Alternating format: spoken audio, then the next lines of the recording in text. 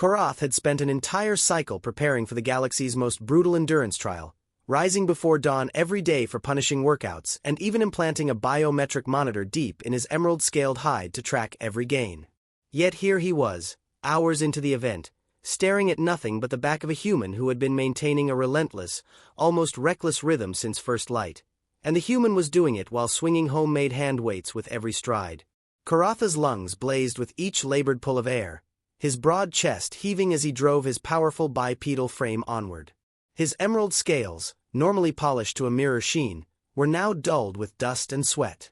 Drool spilled from his gaping jaws, mingling with a thick mucus streaming from his flared nostrils, both fluids catching in his sensory whiskers and forming sticky strands that whipped and clung with every step. Some had already crusted into rough patches along his throat, and he could only imagine the spectacle he presented. No female back home will spare me a second glance after this, he thought grimly, even as his legs kept pounding the packed trail. The sting of that idea hurt worse than it should, given that he was currently holding second place overall, fastest Dravari in the entire field. That should have been triumph enough. That should have been the culmination of everything he'd sacrificed for. The landscape around him would have been stunning on any other day. The high-gravity world selected by the Concord for this year's trial was draped in vast forests of indigo trunks, their leaves murmuring in the wind like distant voices. The course twisted through open countryside where clusters of spectators from dozens of species had gathered at official viewing zones, their cheers a strange symphony of alien sounds as they rooted for their champions. Korath had caught the distinctive rumbling growls of his own people earlier, but that felt like ages ago now, or perhaps it truly had been ages. Time had dissolved into nothing but breaths and footfalls. The human ahead never faltered, never eased, never paused. Staring at that unchanging back made Korath's mind wander. A cycle ago, enlisting in the Concord forces, the grand prize of today's trial, had seemed the perfect ambition. Prestigious, well compensated, secure. His clutch had beamed with pride when he declared his intent not just to place but to dominate. His regimen had consumed him. Pre-dawn runs until his claws bled, strength circuits, endurance marathons, nutrient optimization, and finally the implant to quantify every improvement. He had forsaken courtship, leisure, comfort, everything, for this moment. And now, fixed on that human's back and the steady swing of those absurd weights, Korath felt the first cold touch of something unfamiliar. Doubt. Not about finishing, but about whether all that sacrifice had been aimed at the right target. The Concord posting was honored, certainly, but was it truly what he craved after driving himself this far? Or was the real hunger simply to surge past that human silhouette and claim the line first? You holding up? The feminine voice from his left startled him so badly he nearly missed a step. Korath's head snapped sideways, his frilled ears flaring toward the sound. The current third-place runner had drawn almost even, closing the gap while his thoughts had spiraled. Lyris. He knew her name from the competitor dossiers, though they'd never spoken. She was a Solari, one of the galaxy's most graceful species, and somehow she still embodied that reputation.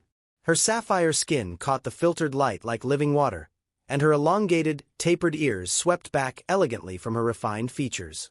Her frame was unbelievably slender, almost fragile-looking, and her flowing platinum mane streamed behind her like liquid metal as she ran, looking more like she belonged on a fashion feed than in the midst of the galaxy's most punishing physical ordeal. Are you some kind of mutant?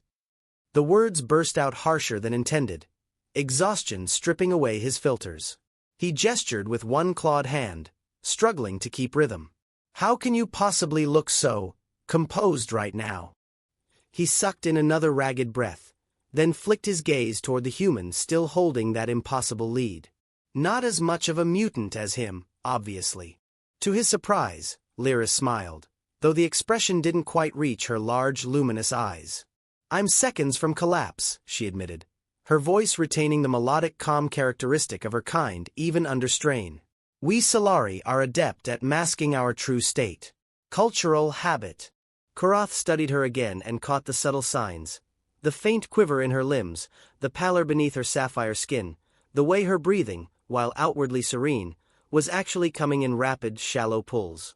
It was nearly as impressive as the human's performance, maintaining that facade of poise while her body surely screamed as loudly as his own. All for a posting with the Concord forces, he thought, and the doubt deepened. A cycle of my life, all this agony. For what? A cushy administrative role with excellent benefits? His gaze returned to the human's steady form. Those handweights just kept swinging, back and forth, as if the creature were out for a leisurely morning stroll rather than deep into the galaxy's most grueling endurance trial, always hosted on some high-gravity rock. You know what bothers me, Korath said after several more strides, voice rough with fatigue and something like chagrin.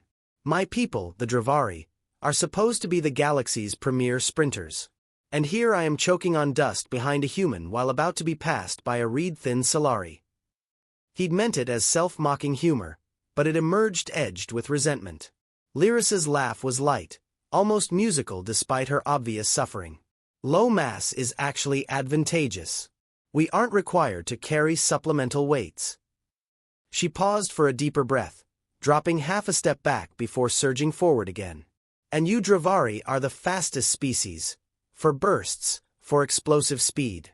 But you cannot expect to outlast a human in raw endurance. That's what this trial truly measures.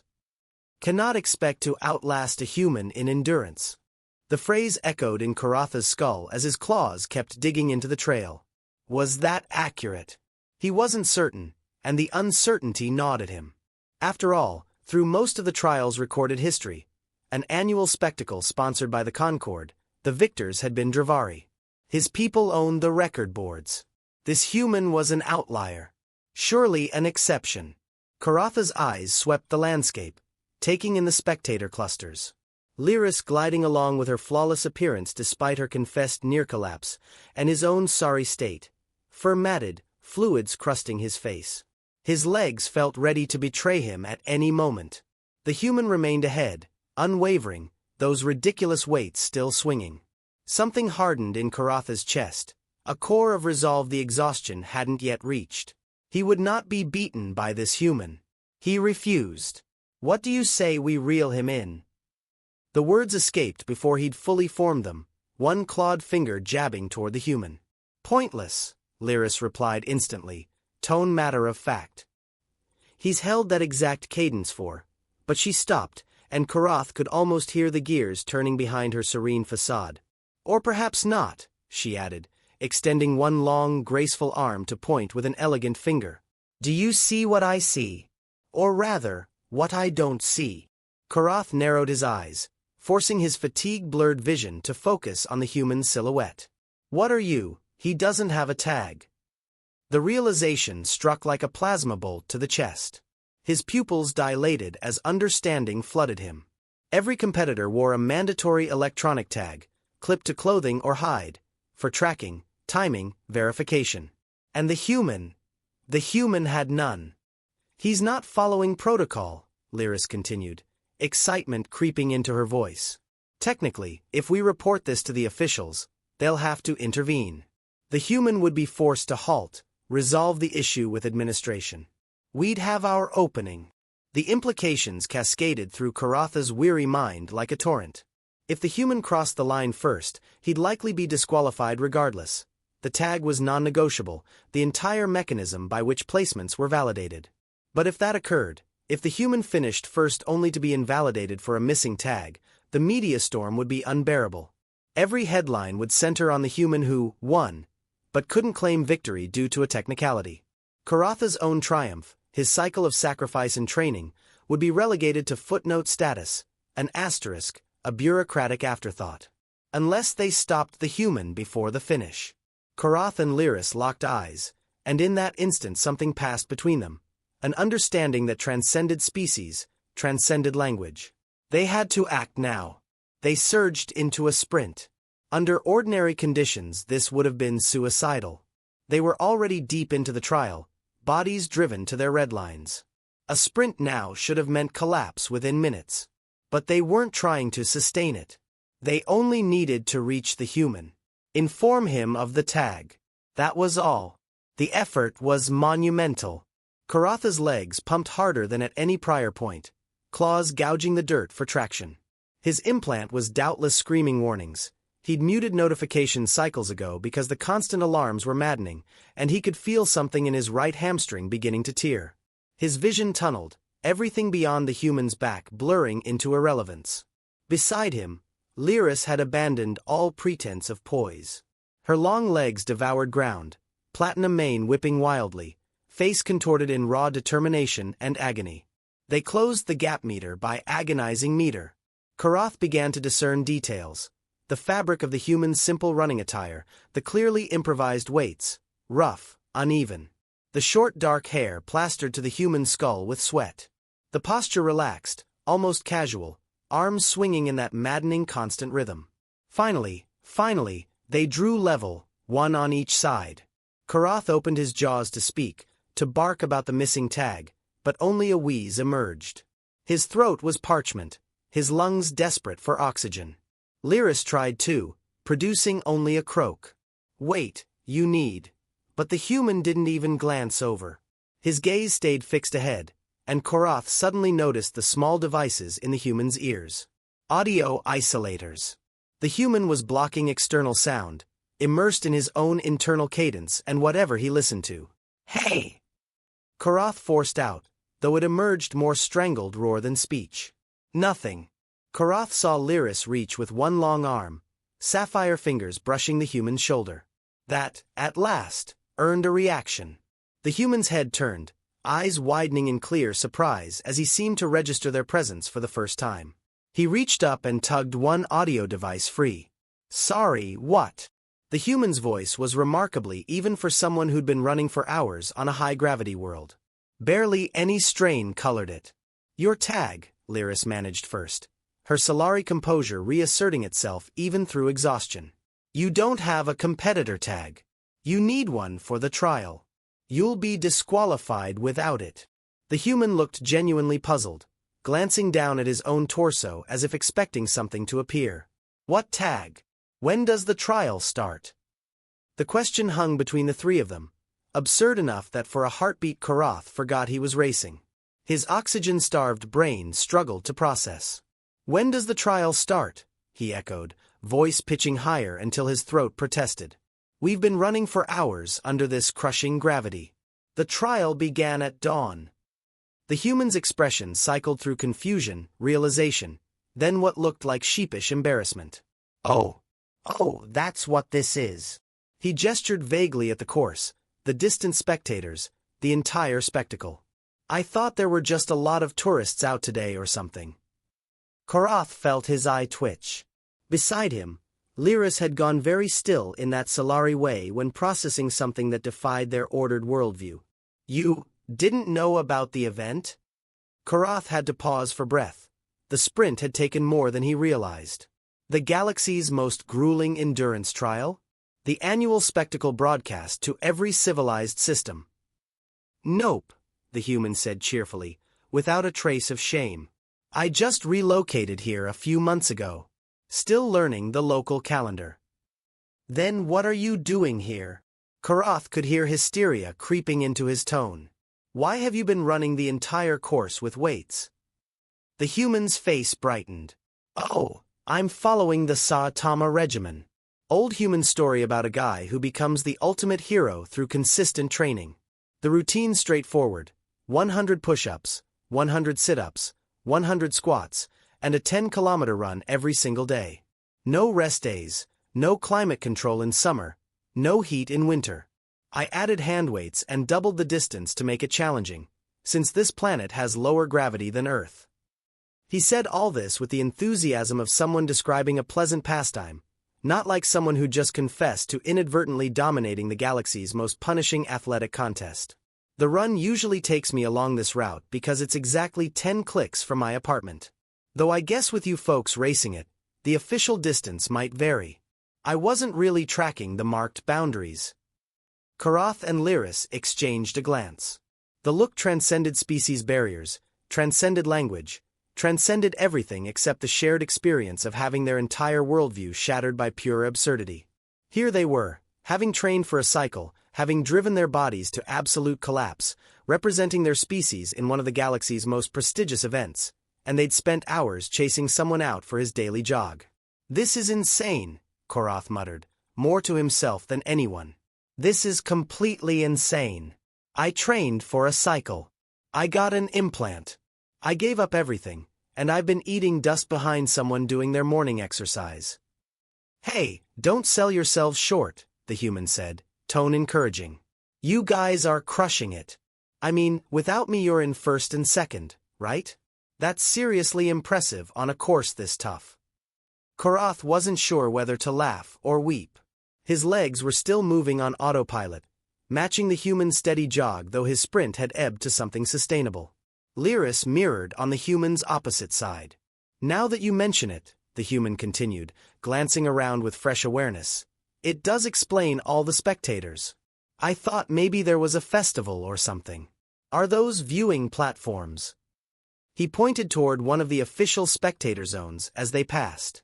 Yes, Lyris said flatly, her melodic voice stripped of inflection. Those are viewing platforms for the event. The galaxy's toughest endurance trial that you're accidentally dominating. Oh man! The human looked genuinely distressed. Am I ruining this for you guys? I didn't mean to. I can peel off right now if you want.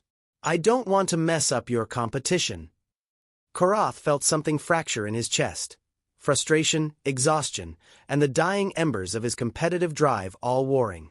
Are you planning to cross the finish line? Hypothetically.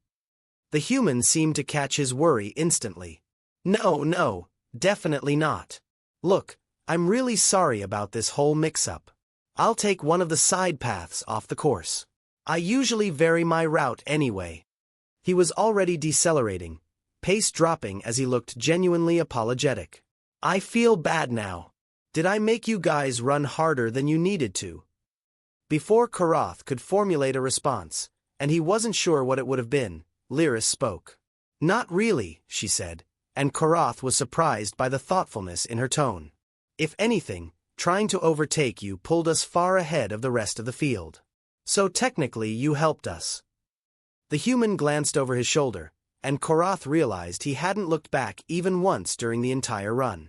In the distance, barely visible specks, the leading edge of the other competitors was finally coming into view. Multi-limbed insectoids by their silhouettes, moving in an odd but efficient gait. The human laughed, though it sounded awkward. Well, that's something. I guess I've been your unintentional pacer. I'm really sorry about pushing you harder than necessary, though. He paused, the sound of their footfalls filling the air, then asked with genuine curiosity, "What do you guys win for this thing anyway?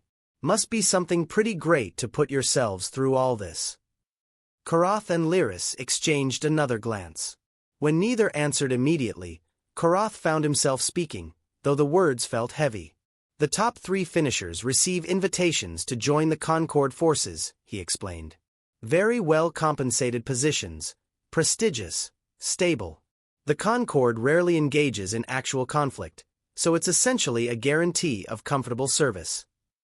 That's right, Lyris added, her voice carrying less enthusiasm than the description probably deserved. Many beings across the galaxy compete for those postings every cycle. Excellent compensation, quite comfortable conditions. The human looked between them, then back at the trail where the other competitors were slowly closing. When he faced forward again, his expression was thoughtful. I don't want to overstep, he said slowly, but it's hard to believe people as driven as you two would be happy in such a sedentary role with the Concord. Excuse me. Korath started, but the human continued. Sorry. That came out wrong. I didn't mean to insult you. It's just, you both trained so hard for this, right? I could see it in how you move, how you push. That kind of fire, that competitive spirit, it seems like it would waste away in some cushy administrative posting. He shook his head. I mean, if that's what you want, great. But watching you both sprint to catch me when you were already spent, just to win, I can't help thinking you'd be miserable within a cycle. After a few more meters, he added with a slight smile. Plus, you'd probably get soft. Cafeteria food, climate-controlled offices, sitting all day. Give it 5 cycles and you'll be reminiscing about this race while wondering what it felt like to actually challenge yourselves. The words should have offended. They should have ignited Koratha's temper. Instead they settled in his chest like stones into still water, sending ripples through doubts he'd been suppressing for months. Beside him, Lyris had gone quiet, her luminous eyes fixed ahead but clearly not seeing the path. The human seemed to sense he'd struck a nerve. He cleared his throat. Anyway, I should get off this route before I cause more trouble. But hey, he glanced between them, something calculating in his expression. If you want to talk later, I'll probably be down by the river after this. You know, the spot where different species hang out. I might have a job opportunity you'd be interested in. If you wanted to keep that competitive edge sharp instead of letting it dull in some council office. Before either could respond, and Korath wasn't sure what he would have said, the human was already veering off the main trail onto what looked like a maintenance path leading into the indigo forest. He raised one weighted hand in a casual wave. Good luck with the rest of the race. You both deserve to win. And then he was gone, vanishing among the trees, leaving Korath and Lyris alone on the path, still running, but now with a commanding lead over the field behind them. They ran in silence for several minutes, neither willing to break it first. Around them the spectators were going wild, clearly thrilled by their dominant positions. Korath could hear the rumbling roars of his own people, could see Dravari in the viewing stands leaping and bellowing. He should have felt triumphant. Instead he just felt tired, confused, and uncomfortably aware that a random human out for his daily exercise had somehow voiced doubts Korath had been burying for months. That was unusual, Lyris said finally. Very unusual, Korath agreed. They didn't speak of it again during the race. They didn't need to. The question hung between them, unspoken but impossible to ignore. The final stretch passed in a blur. Korath's body moved on autopilot, training taking over while his mind churned through everything the human had said. Beside him, Lyris maintained her graceful form, though Korath suspected she was just as lost in thought. They crossed the finish line seconds apart. Korath first, Lyris close behind. The crowd erupted. Suddenly Korath was surrounded by officials, medics, journalists, all speaking at once. Someone draped a thermal wrap over his shoulders. Someone else pressed an electrolyte pack into his claws. A camera drone hovered in his face, asking questions he answered on reflex. Yes, he was honored. Yes, he had trained rigorously. Yes, he was proud to represent the Dravari. Yes, he looked forward to serving with the Concord forces. The last tasted like ash. The press conference followed in a grand pavilion near the finish. Korath sat at a long table with Lyris on one side and the third-place finisher, an insectoid whose name his translator mangled, on the other. They fielded more questions, posed for more images, accepted ceremonial medals and official invitations to the Concord forces. When the formalities finally ended, Korath found himself with several hours free before the evening gala. He was meant to rest, stretch lightly, refuel properly. Instead his feet carried him toward the river without conscious choice. He told himself he merely needed to clear his head after the media frenzy, that the river was a pleasant spot to decompress, that it had nothing to do with a random human's cryptic job offer. The trail to the river wound through more indigo forest, leaves dappling the ground with shifting light. He was so deep in thought he nearly collided with Lyris. The Solari stood at a path fork, platinum mane now brushed and gleaming, sapphire skin restored to its luster. She'd clearly showered and changed, though she still wore simple athletic attire. When she saw Korath her eyes widened, and for a moment they simply stared. Then, simultaneously, they both opened their mouths. I'm only here because.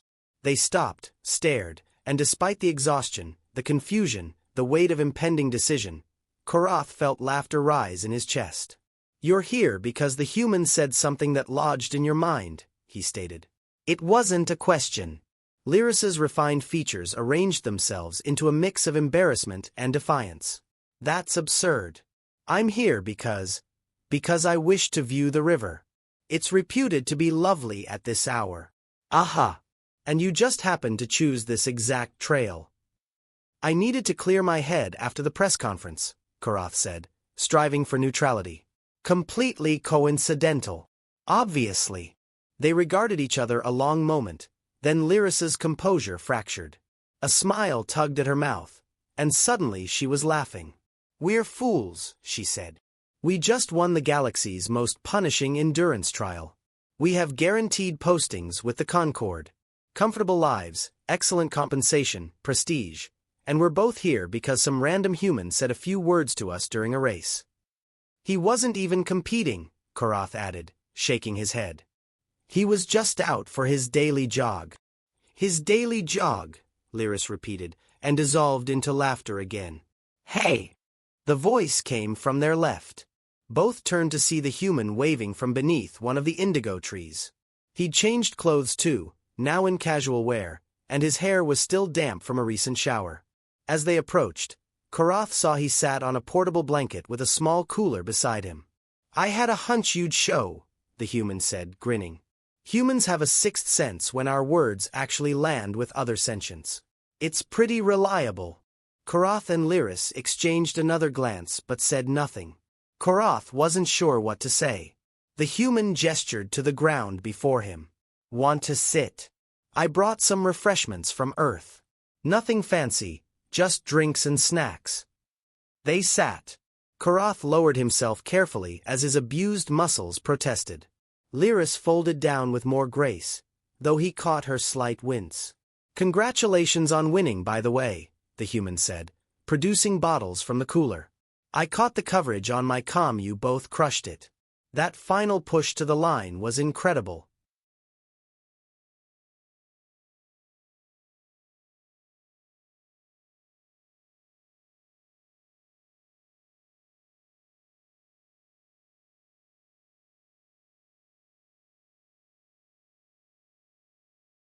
Thank you, Lyris said, accepting a bottle. Though we owe part of that to you.